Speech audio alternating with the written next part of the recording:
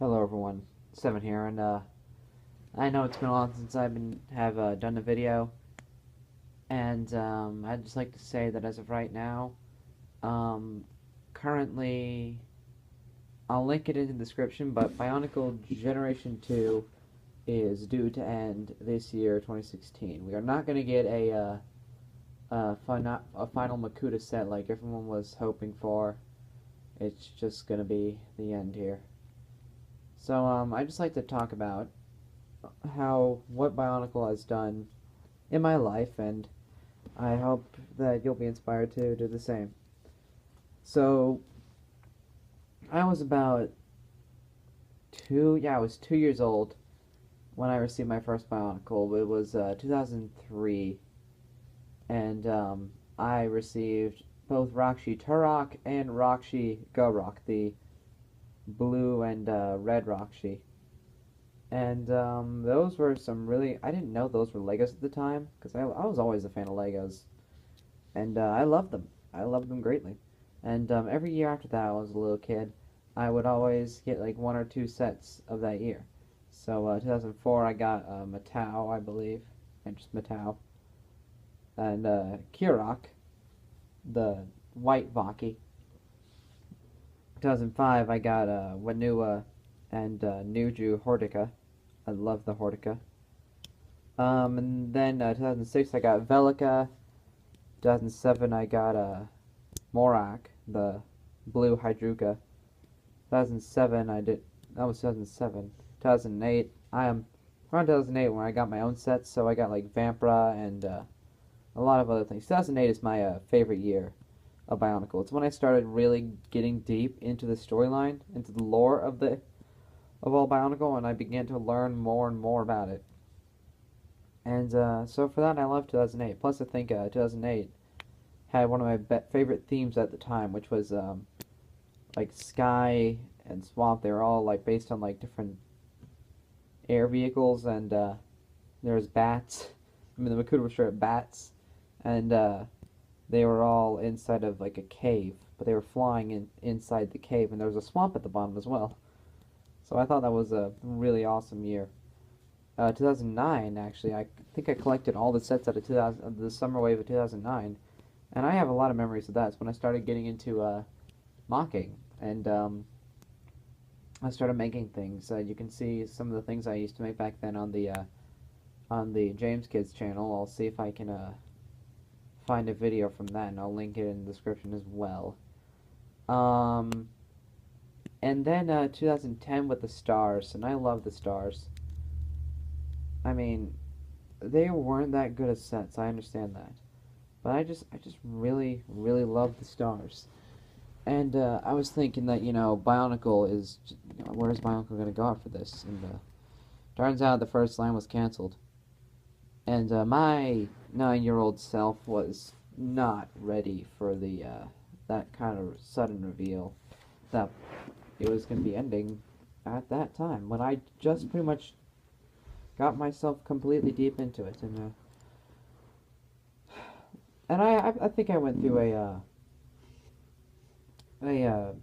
weird phase of 9-year-old depression at the time because of the end of G2, or not G2, G1, and I had lived out with Hero Factory. I used to hate Hero Factory at first because that was pretty much the cool thing to do.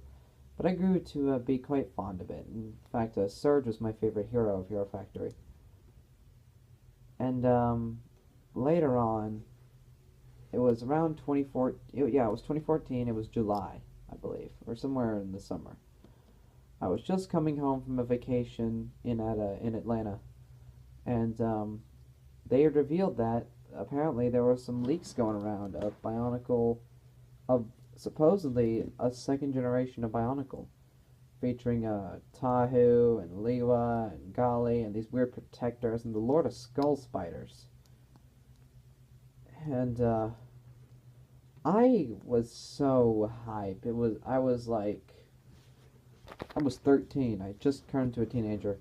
I was so dang hyped for the stuff. I just wanted to, just grasping the sets in my hand. because now my favorite series is coming back, and we were all excited at that moment. Most of us were, I hope. When the sets came out, when the set was around, you guys were with me when I did it. It was December 31st of 2014. They were just out of Target. They had just come out, and we collected a bunch of sets from there. That moment right there gave me some nostalgia rush back in 2009 when it was the same day, December 31st, and I had gone to Target, and sitting on the shelf at Target were Atticus and Metis, or was it Metis? It was Met something. He was the white Agori. It was Atticus, yeah, Metis. It was Atticus and Metis of 2009, and I was hyped for those two as well. That was when I was trying to discover how to use the Gatorian head. That was funny. I'm like, you can't put this thing on from the side. You can't put this thing from the front. Oh, you have to put it on top. Okay, I get it now. And that was hype. But G2 came back, but Bionicle came back as G2, and I was happy. Skull Villains came out. Those are pretty good. Honestly, my entire opinion on G2 now, I'll state it later on in the video.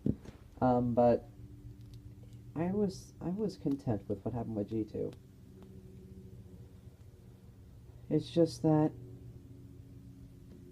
I don't know, I just kind of wish that G2 could go on for one more year, because there's still so much they can do with the story right now. There's the other half, there's the half of the map. I'm feeling like what should have happened is that the ending of Journey to 1 should have been Makuta winning.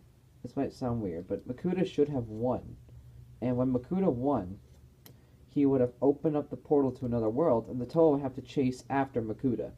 Because he would want to open the portal up to another realm, because nowhere on Akoto have they found, it was revealed in the graphic novel, I think, yeah, the graphic novel, there is the Mask of Time, and it's missing one of its halves, and it's not been found on Akoto.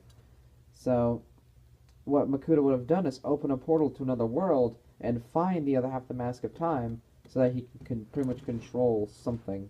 He would become some kind of god, really.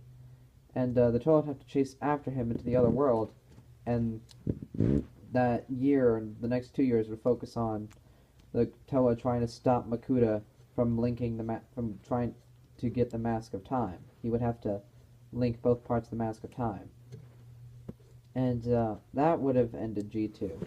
Stop Makuta there, defeat him, and that would have ended G2. I felt like that would have been good. But that's not what happened. And G2 is at its end. So what was my opinion on all of G2 in general? I gotta say, G2 was a good year. It was a good, solid construction theme. It's not G1 by any means, but it's just a lot better. It's just G2 attempted many things with the CCBS system, and it attempted some good story things with credence to the original story, which was honestly extremely convoluted in some places. It was hard to get into. It's why it was rebooted in the first place. It just wasn't appealing to the people that needed to be appealed to it anymore. Because LEGO just doesn't have that kind. Because LEGO needs to make money like that. And I just really enjoyed G2 as an original fan. As a fan of the original, I was really hyped, and I was excited for G2, and I love G2. It's been one of my favorite LEGO themes since G1, when I first got into that. So where do I think LEGO's going to go now? Construction lines are almost dead right now. When Bionicle ends, the only line we'll have that does construction is Star Wars. But the issue with that is that LEGO doesn't even get all the money from Star Wars. Disney does, I believe. So I think LEGO's going to have to start either a new construction line or we'll have to rely on Star Wars to get construction pieces, which I wouldn't be against that, but I just feel like there's only so much you can do with Star Wars before you have to delve into convoluted past EU content, and I don't know. I just feel like Lego needs a new IP to settle out the dust and just make money and do something good. Hero Factory, while it definitely was not the best construction line, it did some cool things.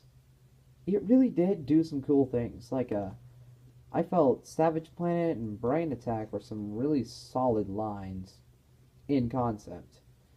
Breakout, it was fairly generic. Breakout, the first two waves in Breakout were pretty generic, but I felt like that Savage Planet and Brain Attack did some really good concepts there. Brain Attack, I mean, Brain Attack felt like Bionicle in my opinion, with the whole idea like the Krata and the Bohrok, how they take over people, or the Krata and the Krana, how they take over people, and there's these brains that they take over creatures. I feel like that was awesome. And then Invasion from Below.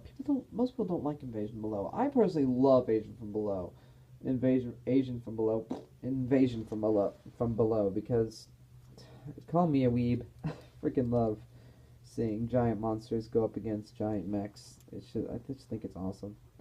It's cheesy, but it's just awesome. And